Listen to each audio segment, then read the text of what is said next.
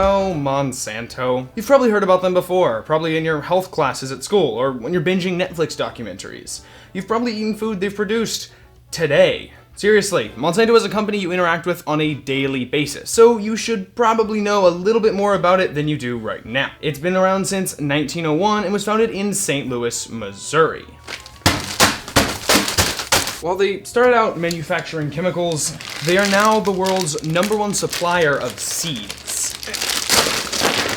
About 20 years into Monsanto's existence, the CEO founded an entire town so he could have lower taxes on his products. Is that an example of too much power? Yeah, I think that's an example of too much power. Regardless, I consider making a LinkedIn profile too much work to further my business, so sit on them for making me feel like a middling pile of ass. This newly founded town came at a time in America where local government had a decent amount of control over environmental rules, allowing the company to skirt around them. Heads up, not much has changed from Monsanto in the past 100 years in that regard. And yes, the town was indeed called Monsanto. I mean, would you really name it anything different? I mean, maybe Nowhere, because Nowhere, USA has unlimited memeable possibilities. Speaking of naming things after themselves, there was also the time Monsanto sponsored a pro golf tournament in Florida, which is indeed sin-worthy of its own, because, you know, golf. But on top of that, the Open was named after them. Double sin. While Monsanto started off producing benign products like caffeine and vanillin, by 1935 they were producing PCBs, which are extremely toxic and ended up being banned by the United States in 1979. But don't worry guys, they stopped production on them before that, in 1977. That's still 40 years of pollution. Remember how the Vietnam War was absolutely horrific, widely controversial, and an all-around loss? Well, not for Monsanto. They were making sweet, sweet cash as a producer of Agent Orange for the United States government. Unfortunately for Monsanto, the chemical herbicide was later discovered to cause serious long-term health problems in humans, including cancer and birth defects, showing that they really only got the side portion of their herbicide correct. It wasn't until the 1990s that Monsanto really became involved in seeds, which is what they're mainly known for now. Within only 10 years of working in the industry, Monsanto became the world's largest seed company. I've been making YouTube videos for over 10 years, and this is all I have to show for it. I'll never spread my fucking seed. Monsanto merged with Pharmacia and Upjohn in 1999, and soon after separated again, creating a so-called new Monsanto that focused solely on the seed market, while Pharmacia took over, everything else. Think of it like a green card marriage, except no government bodies got involved to see if it was legit or not. In 2005, New Monsanto purchased a vegetable seed producer for $1.4 billion. But the company's name is Semenis. A seed company named Semenis. Semen. Like when a mommy and a daddy love each other very much. Just 2 years later, they released a statement that included this quote about selling off their pig breeding business, divesting any and all swine-related patents, patent applications, and all other intellectual property. Why does anyone need multiple swine-related patents? What the fuck is swine-related intellectual property? So many questions! Also, swine feels kinda like a derogatory term at this point. Like or or you know what I mean. And by the way, their preferred pronoun is piggo.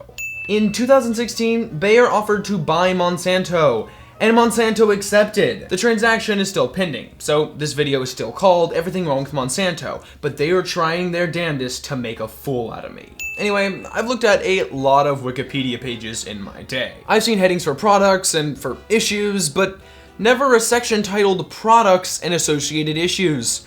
That's impressively bad. Now, it's pretty easy to see where the controversy arises when you realize that they have a pesticide-producing potato crop, and maize, and soybeans, and cotton.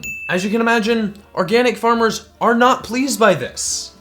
Or, actually, maybe you can't imagine it. Here, listen to them. Having the corporation that manufactures the synthetic food that makes us sick be the same corporation who owns the drug companies that treat the symptoms is genius. LOL.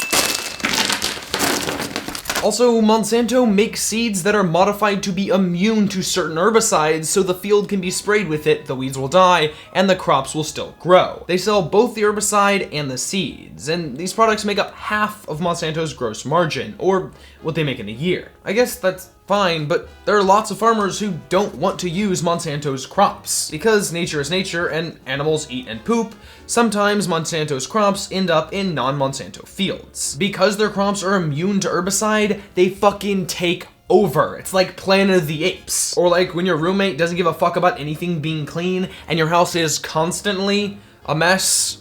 Always. Thankfully, Monsanto created a solution to that, which they called Terminator technology. I'm fairly certain that Arnold did not okay this branding. Anyway, back to the herbicide immune plants, which are called Roundup Ready by Monsanto. Argentina approved the use of Roundup Ready soy crops in 1996. By 2004, 150,000 small farms left the countryside because Monsanto's GMO soy had taken over. I didn't know that many people even lived in Argentina, let alone on the countryside. Remember how earlier I mentioned Monsanto produced PCBs starting back in the 1930s all the way up to 1977? Well, there's a quarry in Wales that was used as a dump site in the 60s for Monsanto and 2 other companies. Since then, a 2005 report has revealed the presence of 75 toxic substances, including Agent Orange and PCBs, in the water. The entire area is polluted now, and Monsanto won't take responsibility for any of it. Now, don't worry, Monsanto didn't just pollute across the pond. A plant in Illinois knowingly floated mercury and PCB waste into local creeks for over 4 fucking decades. That creek is called Dead Creek. Wanna guess why? PCBs cause cancer in both animals and humans and has an extremely high fatality rate. I don't really have a joke for that one, it's just sad. I know. I'm the cancer of the internet. A 2002 lawsuit resulted in Monsanto paying $700 million to residents of the area for, killing everything. Let it be noted that everything in this small town in Illinois is worth approximately 175 million fidget spinners. In a world where we have so much trouble deciding on simple shit, Monsanto became a villain that unified 52 countries in the 2013 March on Monsanto. They protested the company's practices of causing suicides and planting lots and lots and lots of soy. Now, I know what you're thinking, Bobby, the government says Monsanto is safe, according to the senior advisor of the FDA commissioner, who is also a former Monsanto vice president. What are you talking about? There's no conflict of interest there. Come on.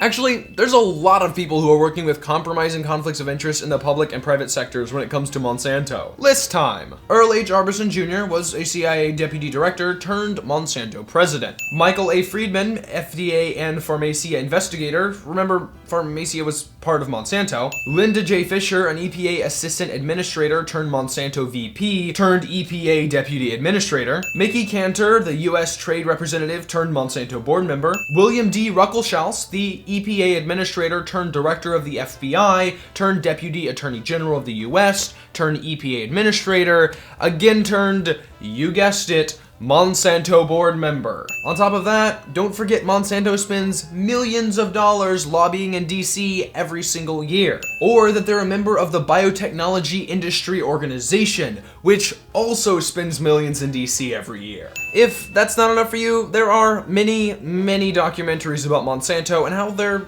kind of ruining the world. Documentaries like these.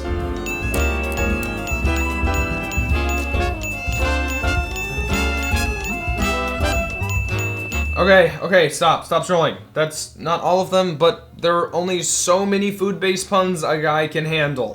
Finally, before we get carried away, it's at this point that I should mention the consensus among scientists at the American Association for the Advancements of Science, the world's largest scientific society on GMO safety, is actually stronger than it is for human-induced climate change. Sin here for scientists fucking with my worldview.